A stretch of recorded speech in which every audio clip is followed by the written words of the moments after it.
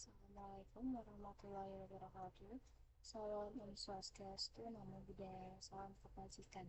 Nah, pada kali ini kami dari grup A akan mempresentasikan terkait materi chapter 22 Accounting Change and Error Analysis.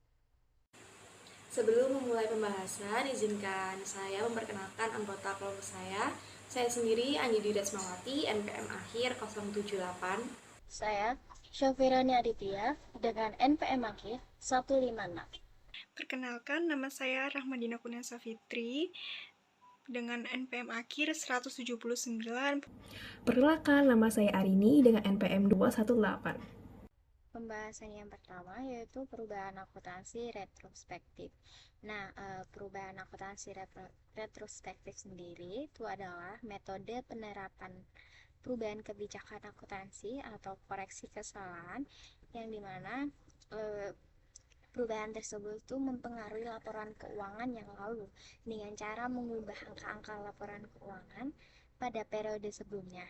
Nah, jadi seolah-olah kebijakan baru atau koreksi kesalahan tersebut sudah ditetapkan sejak awal. Nah, lalu perubahan akuntansi retrospektif sendiri diatur dalam PSAK 225, yaitu mana menyangkut terkait kebijakan akuntansi, perubahan estimasi akuntansi, dan kesalahan. Nah, tujuan dan manfaat dari PSAK 25 ini memastikan bahwa laporan keuangan memberikan informasi yang konsisten, relevan, dan andal, lalu juga memberikan dasar yang lebih kuat untuk perbandingan kinerja perusahaan lintas periode. Lalu selanjutnya, perubahan yang memerlukan retrospektif. Yang pertama, ada perubahan kebijakan akuntansi. Hal ini dilakukan jika diwajibkan oleh standar akuntansi yang baru dan juga apabila perusahaan itu secara sukarela mengubah kebijakan untuk menghasilkan informasi yang lebih relevan dan andal. Lalu yang kedua, jika ada koreksi terkait kesalahan material dan ditemukan kesalahan pada periode sebelumnya seperti salah pengakuan, salah pengukuran, dan sebagainya. Lalu, penerapan perubahan retrospektif menurut PSAK 25 itu mengharuskan entitas untuk menyesuaikan angka komparatif dalam laporan keuangan periode sebelumnya seperti halnya laporan laba rugi, laporan posisi keuangan, laporan ekuitas yang sesuai dengan kebijakan yang baru. Lalu yang kedua ada jika angka periode lalu tidak dapat ditentukan atau impraktis, maka entitas itu harus menerapkan perubahan secara prospektif mulai dari periode pertama serta menjelaskan alasan mengapa retrospektif penuh tidak dilakukan. Oke, sekarang kita bahas tentang impracticability atau ketidakpraktisan. Jadi, sebenarnya penerapan retrospektif itu nggak praktis, guys. Karena seperti yang udah kita tahu, penerapan ini tuh kan dia istilahnya juga merubah laporan keuangan di periode-periode sebelumnya, yang mana belum tentu data-datanya itu ada atau misalkan perusahaan itu datanya nggak akurat. Pokoknya intinya tidak praktis lah ya. Nah,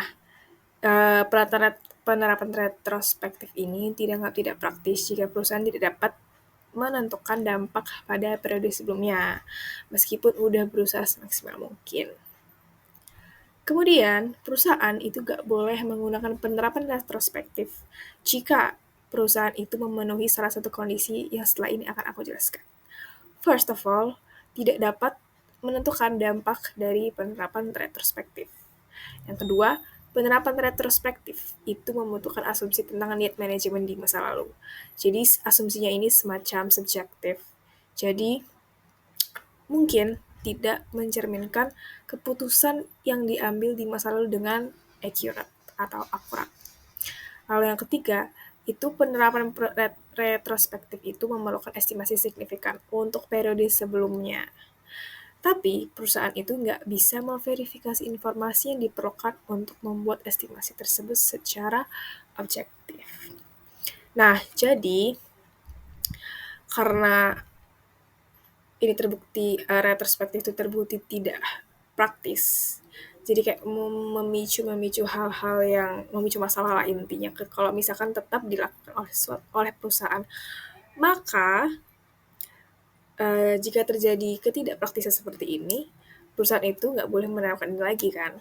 Nah, maka sebagai gantinya perusahaan bisa menerapkan metode selanjutnya yaitu metode prospektif, di mana metode prospektif ini secara singkat dia itu mulai berlaku di periode akuntansi saat ini atau periode selanjutnya. Jadi nggak perlu mengubah laporan keuangan di periode-periode sebelumnya. Selanjutnya yaitu materi subbab perubahan estimasi akuntansi. Ada beberapa item yang perlu diestimasikan. Yang pertama itu ada piutang tidak tertagih, yang kedua keusangan persediaan, yang ketiga umur ekonomik dan nilai residu aset, keempat masa manfaat dari biaya yang ditangguhkan, yang kelima liabilitas untuk biaya garansi dan pajak penghasilan, yang keenam cadangan mineral yang dapat dipulihkan, yang ketujuh perubahan metode penyusutan, yang kedelapan nilai wajar aset keuangan atau liabilitas keuangan. Selanjutnya di pelaporan prospektif, perusahaan tidak harus menyesuaikan hasil yang dilaporkan sebelumnya untuk perubahan estimasi. Perhitungan perubahan estimasi dilakukan pada periode perubahan apabila perubahan estimasi tersebut memengaruhi periode itu saja atau periode terjadinya perubahan dan periode mendatang apabila perubahan estimasi memengaruhi keduanya. IASB melihat perubahan estimasi sebagai koreksi dan penyesuaian biasa yang berulang dan melarang menerapkan penyesuaian retrospektif yang menimbulkan sifat dari proses akuntansi itu sendiri. Materi terakhir adalah kesalahan akuntansi. Nah, ada beberapa hal yang disebut sebagai kesalahan dalam seorang akuntan menjalankan kewajibannya, seperti 1. Penerapan kebijakan akuntansi yang tidak berterima umum. Yang kedua adalah kesalahan secara matematika atau matematis. Lalu yang ketiga, perubahan estimasi yang dihasilkan karena perusahaan awalnya tidak melakukan estimasi dengan wajar. Keempat, kesalahan dengan mengakru atau menangguhkan beban atau pendapatan. Kelima, aplikasi yang salah satu penghapusan atas faktanya itu relevan. Lalu yang terakhir adalah klasifikasi yang keliru atas cost atau biaya itu dicatat sebagai beban ataupun sebaliknya. Selanjutnya adalah jenis-jenis error atau kesalahan dalam akuntansi. Yang pertama, untuk kategori akuntansinya ada di sebelah kiri yang bisa teman-teman lihat, dan jenis penyajian kembali atau restatementnya ada di sebelah kanan. Yang pertama adalah pengakuan beban, mencatat beban atau jumlah yang salah pada periode terjadinya kesalahan. Lalu yang kedua, pengakuan pendapatan, berbagai ketidaktepatan dalam pengakuan pendapatan yang belum jelas tetapi itu sudah diakui, atau jumlah kesalahan lain yang menyebabkan pendapatan itu salah saji. Lalu kesalahan klasifikasi, termasuk penyajian kembali yang disebabkan oleh kesalahan klasifikasi terhadap akun lancar dan tidak lancar atau berpengaruh pada arus kas operasi. Lalu yang kelima adalah ekuitas, ketidaktepatan akuntansi terhadap FPS, saham yang dibatasi, warrant, dan instrumen ekuitas lainnya. Lalu cadangan atau kontingensi, kesalahan yang terkait dengan akun piutang yang tak tertagih, cadangan persediaan, cadangan pajak penghasilan, dan kerugian kontingensi. Lalu yang keenam adalah penurunan aset jangka panjang, yang dimana penurunan nilai aset pada properti, bangunan, tanah, goodwill, atau item lain yang terkait.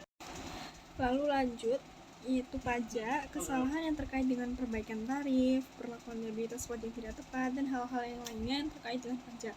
Lalu ekuitas atau other comprehensive income, ketidaktepatan akuntansi untuk transaksi ekuitas penghasilan termasuk item valuta asing, revaluasi aset tetap, untung rugi yang belum direalisasi pada investasi hutang, sekuritas ekuitas, dan instrumen derivatif. Lalu persediaan, penilaian harga pokok persediaan, kuantitas dan penyesuaian harga pokok penjualan. Lalu ekuitas atau share option, akuntansi yang tidak tepat untuk opsi saham karyawan. Lalu yang terakhir adalah lain-lain, segala bentuk penyajian kembali yang belum tercantum pada daftar di atas, termasuk dengan ketidaktepatan akuntansi pada akuisisi atau merger.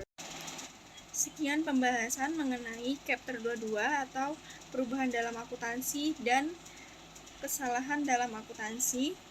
Mohon maaf apabila ada salah kata. Wassalamualaikum warahmatullahi wabarakatuh.